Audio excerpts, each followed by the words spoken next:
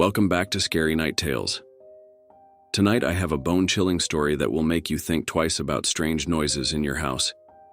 Imagine hearing footsteps above your bed at night, but there's no one there.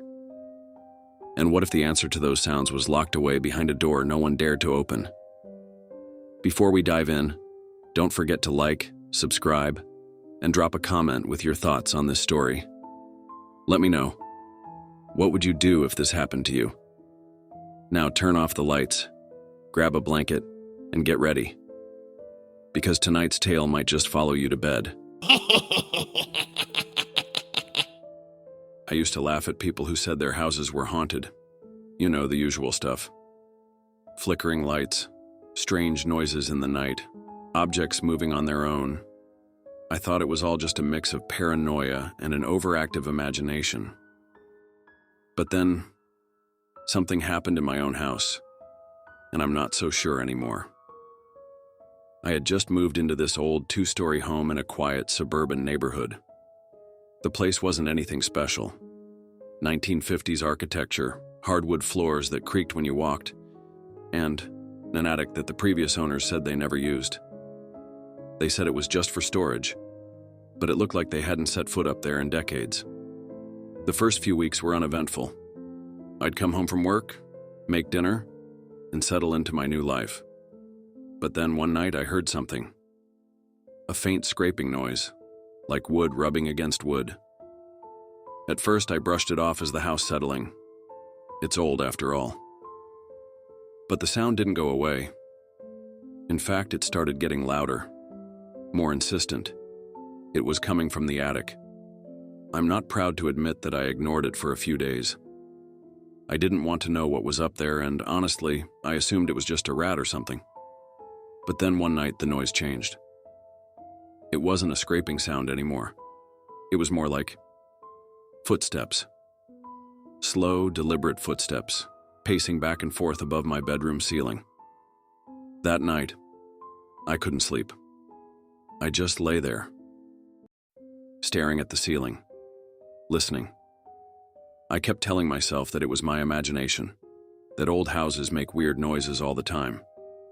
But deep down, I knew something wasn't right. The next morning, I decided to check it out.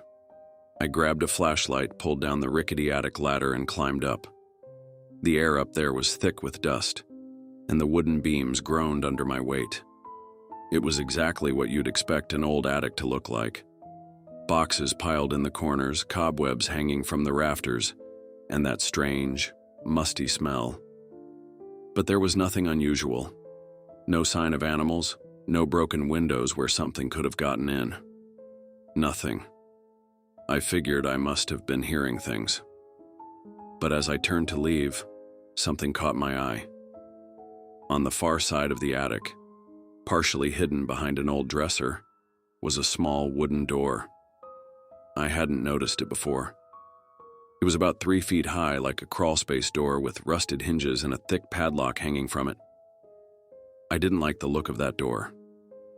There was something about it that made my skin crawl. But curiosity got the better of me. I walked over to it, bent down, and tried the padlock. It was solid, unmoving. I gave the door a shove, but it didn't budge. The thing was sealed tight. I left the attic that day, trying to put it out of my mind. But the footsteps didn't stop. In fact, they got worse. It was as if something, or someone, was pacing right above me, night after night. Sometimes it sounded like 2 people walking in sync, their footsteps echoing through the house. Then, the knocking started. It was faint at first. A light tap, tap, tap on the attic floorboards, right above my bed. But each night, it got louder, more aggressive. One night, it sounded like fists pounding against the wood. I was losing sleep. My nerves shot until I couldn't take it anymore.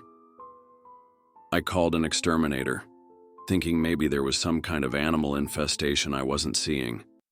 He came by, checked the attic, and said there was no sign of rodents or pests.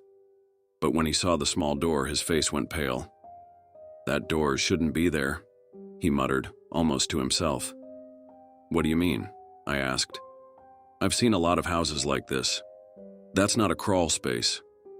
It looks like someone blocked something off, locked it away. I didn't ask any more questions. I didn't want to know. After he left, I tried to forget about the attic. But the knocking, the footsteps, it all kept getting worse. I even tried sleeping in a different room, but it didn't matter. The sounds followed me. Finally, I decided to do something I'd been avoiding since the day I moved in. I called a locksmith. When he arrived, I brought him up to the attic and pointed to the door. He looked at me like I was crazy. "You sure you want to open this?" I nodded. It took him about 20 minutes to break the padlock. I'll never forget the moment he swung that door open. The smell hit us first. This rancid, sour stench that made me gag. But what really got me was the space behind the door. It wasn't a crawl space.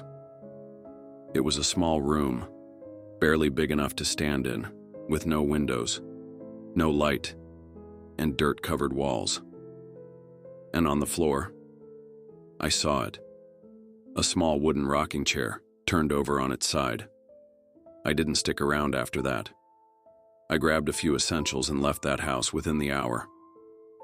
I sold it at a loss a few months later to a guy who didn't ask too many questions. But sometimes at night, I still hear it. That faint sound of footsteps pacing back and forth just above my head. I live in an apartment now. No attic, but the sound, it follows me.